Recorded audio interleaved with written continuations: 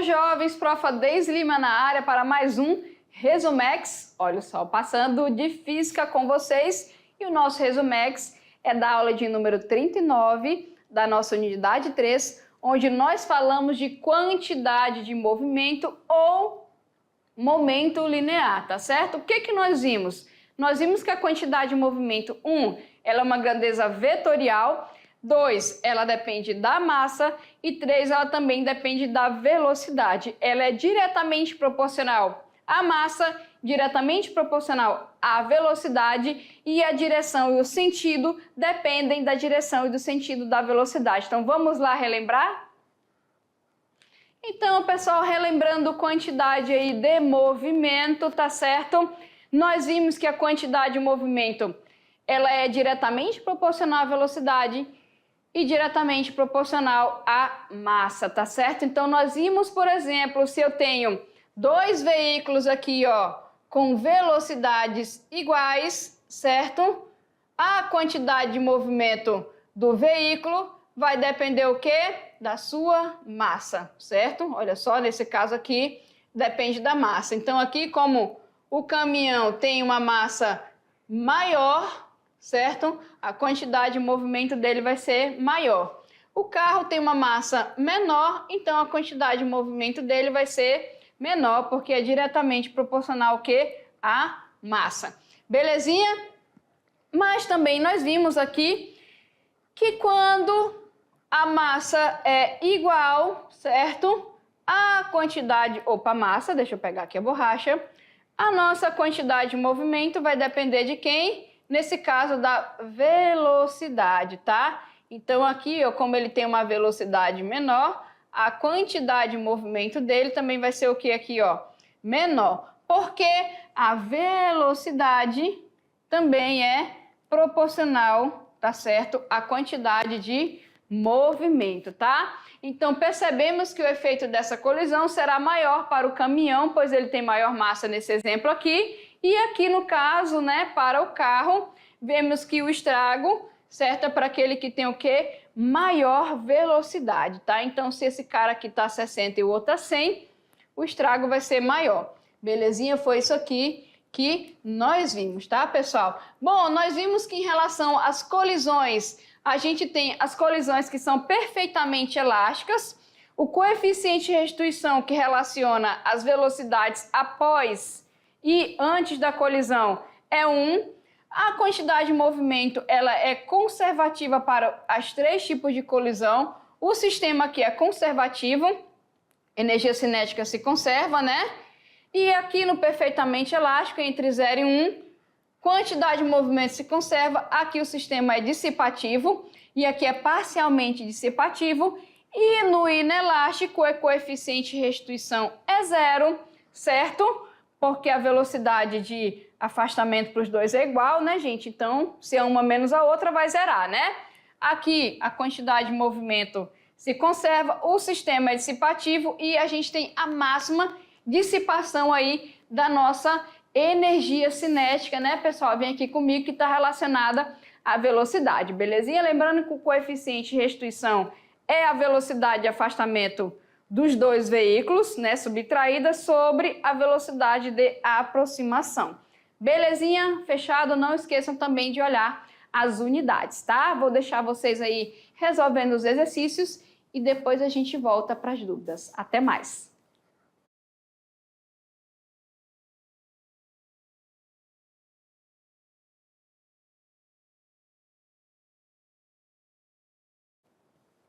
Voltamos, jovens, para tirar as dúvidas das nossas atividades de salas que vocês resolveram aí sobre quantidade de movimento. Então, vamos lá?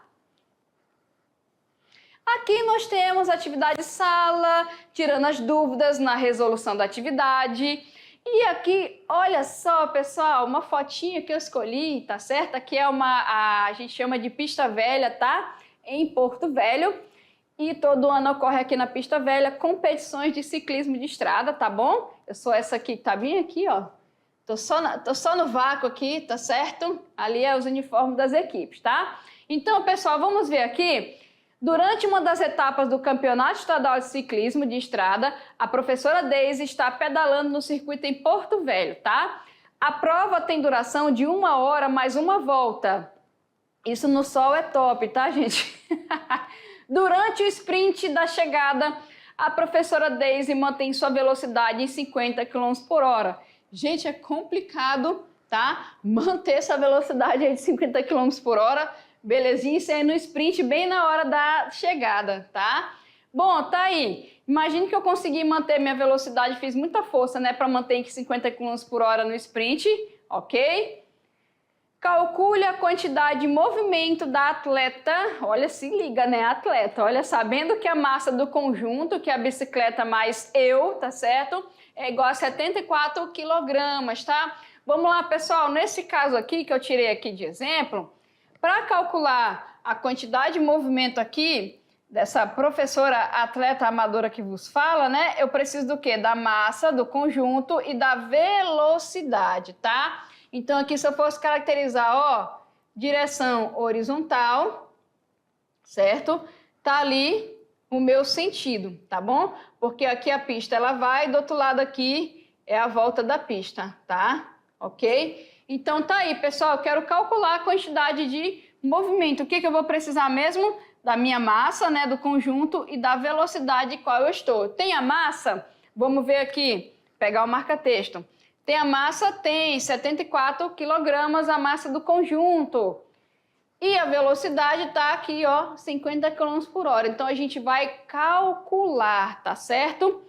Mas aqui, pessoal, o que vai acontecer? Vamos olhar as unidades, como eu sempre falo para vocês antes de calcular. Nesse caso aqui, a massa está em 74 quilogramas, está em quilogramas, beleza, mas a velocidade está em quilômetros por hora. O que nós temos que fazer? Quem respondeu transformar em metros por segundo está correto, tá?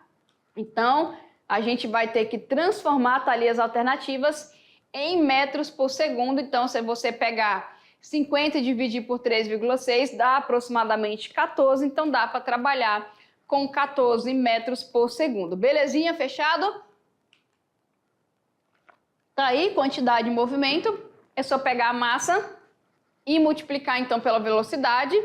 Aí você pode estar se perguntando, professora, mas quando é que eu vou trabalhar assim com aproximado? Aqui nas respostas você pode ver que não tem números quebradinhos, tá vendo? Se não tem números quebradinhos, você pode pegar, quando você faz esse tipo de divisão, o valor aproximado, tá? Então aqui eu vou pegar 74 vezes 14. Quanto é que vai dar isso aqui, pessoal? 1.036 kg vezes metro por segundo é a quantidade de movimento da professora Deise na hora do sprint, tá certo? E se eu quisesse isso aqui em notação científica, o que eu ia fazer? Em notação científica, era só andar para a esquerda, nesse caso. Opa, eu já passei, foi para outra questão, deixa eu voltar aqui. Em notação científica, vem canetinha, é só andar aqui para a esquerda, né? A gente vai subir positivo e ficar, ó, 1, 2, 3, ficaria, ó, 1,0, certo? Vezes 10 elevado à terceira, tá, gente? Quilograma, metro por segundo, belezinha? Ok? Se tivesse aí opções em notação científica para a gente transformar. Deixa eu colocar um 3 aqui, pronto. Beleza, pessoal? Fechado, ok? Então a gente fica com a letra A, tá certo? Deixa eu pegar aqui, ó. Letra A. Pronto, letra A de acerto, ok? Fechado? Vamos então para a questão de número 2. Vamos ver aqui, ó. Marque a alternativa correta, certo? A respeito do quê? Vamos ver aqui. Da quantidade de movimento, grandeza, que é o resultado do produto. Ó, tá até falando aqui o que é, ó. Grandeza, que é o resultado do produto da massa de um corpo por sua velocidade. Então já falou que a quantidade de movimento é a multiplicação da massa por sua velocidade, que é a mesma coisa que produto. Eu quero marcar a alternativa correta.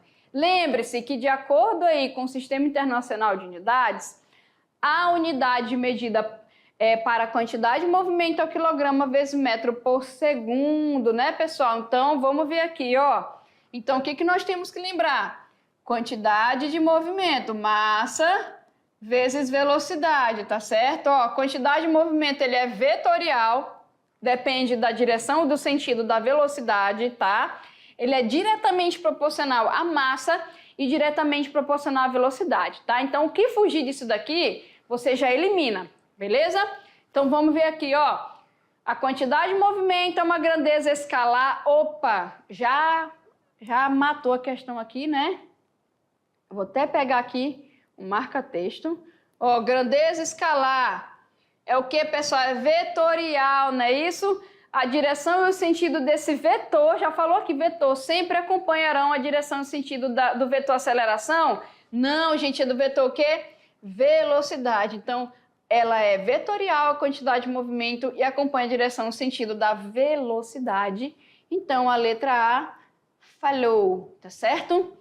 Vamos para B. Forças internas são capazes de gerar variação, gente, na quantidade total de um sistema. São as forças o quê? Externas que são capazes de gerar, tá certo? As internas, elas não vão fazer isso, belezinha? Ó, vamos riscar aqui também. Tchau. Vamos continuar? Olha só. Em hipótese, olha só, se liga, cuidado com esses termos. Em hipótese alguma, forças internas gerarão a variação da quantidade de movimento. Então, pessoal, uma coisa é você colocar que forças internas são capazes de gerar variação, tá certo? Outra coisa é hipótese nenhuma, tá? Ó, vamos ver aqui. A quantidade de movimento também pode ser chamada de momento angular. É angular, gente? Não, é linear, tá certo? É linear, tá bom? Então, aqui falhou, belezinha? A quantidade de movimento é uma grandeza vetorial, cuja direção e o sentido são iguais ao do vetor velocidade, não é isso? Então, a quantidade de movimento também é chamada de momento linear, é uma grandeza vetorial que pode ser definida pelo produto da massa do corpo por sua velocidade, a direção e o sentido do vetor quantidade de movimento, ó, vamos lá, ó, quantidade de movimento é o quê? A mesma do vetor velocidade, então a gente fica aqui com a letra o quê? Com a letra E de exato, tá? Então, olha só, vou voltar aqui rapidinho, ó, cuidado com essas coisas aqui, ó, forças internas são capazes de gerar variação, aqui é em termo geral, então aqui tá errado, tá certo? Nesse caso aqui, quando ele coloca esses termos aqui, ó, vou até marcar em vermelho, em hipótese alguma, tá, pessoal? Então, cuidado com esses termos aí, belezinha? Então, vamos ficar com a letra E. É uma grandeza vetorial, e a direção e sentido depende da mesma da velocidade, tá certo? Belezinha, fechou?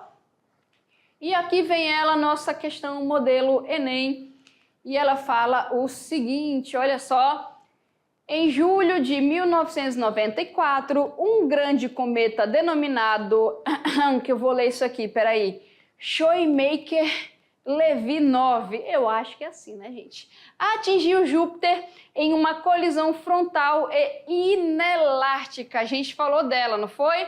Na colisão inelástica, né? Isso, os dois saem juntos com a mesma velocidade, belezinha? Pessoal, de uma nave no espaço em repouso em relação ao planeta, observou-se que a velocidade do cometa era de quanto? De 6,4 vezes 10 elevado a 4 metros por segundo antes da colisão, certo? Considere que a massa do cometa é 3 vezes 10 elevado a 14 quilogramas e que a massa de Júpiter é 1,8 vezes 10 elevado a 27 quilogramas, né, gente? Então, é bem massivo aí Júpiter, tá certo? Vamos lembrar, tá? Que, pegar minha canetinha aqui, que a quantidade de movimento, ó, é massa vezes velocidade, tá certo? Nesse caso aqui, ó, o Júpiter a gente vai considerar, vou colocar um jotinho aqui, ó, que ele estava em repousozinho, bonitinho, e a velocidade do cometa estava aqui, ó, vou colocar aqui, ok? Ele estava com uma certa velocidade, então a velocidade dele é maior, mas se a gente for ver aqui a massa aí do Júpiter é bem maior que a massa o quê? Do cometa, né? Então, vamos ver aqui as alternativas que a gente vai considerar. Pessoal, com base nessas informações, a velocidade em relação à nave com que Júpiter se deslocou no espaço após a colisão é muito pequena, mas faz o planeta se deslocar de sua órbita, suficiente para que o planeta possua uma nova órbita, capaz de provocar um reordenamento de sua rotação, desprezível, que não é capaz de alterar a velocidade do planeta, determinante para que o planeta tenha uma nova velocidade de translação. Então aqui a gente tem várias opções e para descobrir a gente tem que pegar esses dados aí e usar o princípio da conservação do movimento, como eu falei para vocês lá naquele quadrinho, a quantidade de movimento antes e após é a mesma e a gente vai calcular, tá? Então já que a gente tem a conservação dessa quantidade, significa o quê? Que se eu for somar a quantidade de movimento de Júpiter mais a quantidade de movimento do cometa, já que se conserva, tem que ser o quê? Igual a quantidade de Júpiter. Eu vou botar uma ruguinha aqui, tá? Após a colisão, tem que ser igual aqui, ó, quando você soma. Então, aqui eu vou botar só uma ruguinha, belezinha? Para diferenciar. Então, é isso, pessoal, que é conservar a quantidade de movimento, ok? Bom, lembrando que de Júpiter aqui, ó, é massa de Júpiter vezes velocidade, mais massa do cometa vezes a sua velocidade. Na colisão, gente, inelástico, o que eu falei para vocês? A velocidade, jovens, é a mesma. Então, isso indica o quê? Ó, que eu tenho a massa de Júpiter vezes a velocidade, que é igual, certo? Opa, deixa eu botar um jotinho aqui, ok? Mais massa do cometa, a velocidade que é igual, certo? Então aqui, ó, dá para você colocar em evidência. Olha só como é que fica aqui em evidência, ó. Deixa eu só apagar para que vocês consigam ver melhor aqui, ó. Pronto, ó. Coloquei em evidência, tá certo? Olha aqui, ó. Belezinha? O que nós vamos fazer? Substituir os valores. Pelo que nós vimos lá. Deixa eu pegar a caneta de novo aqui. Peraí, vamos voltar aqui rapidinho, ó.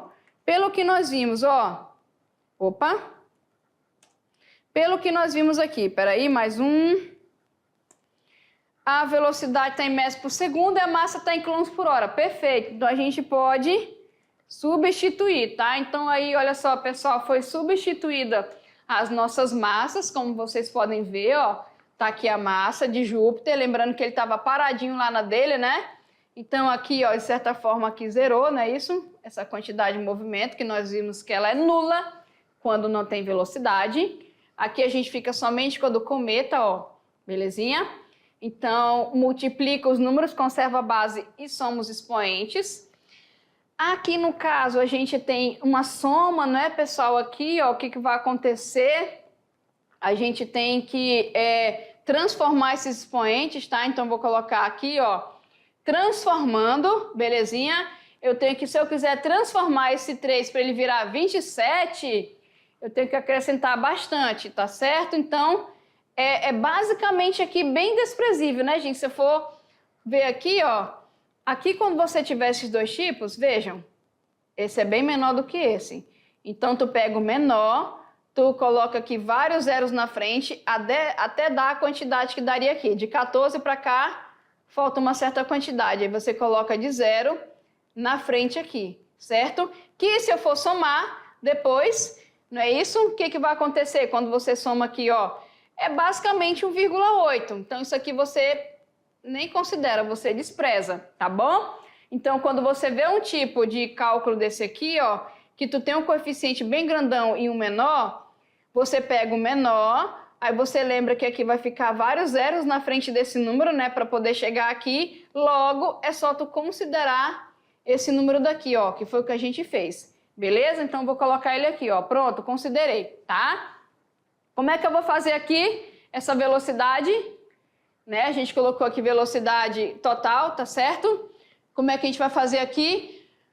A gente vai dividir o número, conservar a base e subtrair o expoente, não é verdade? Então, vamos lá, ó, tá aqui, a gente vai dividir 1,8 e 18, tá certo?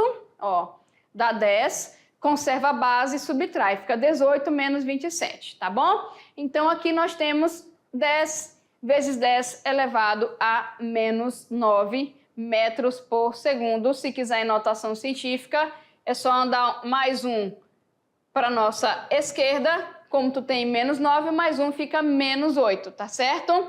Ok? Belezinha? Que seria o quê, gente? Olha só, quanto é que é 1 vezes 10 a menos 8?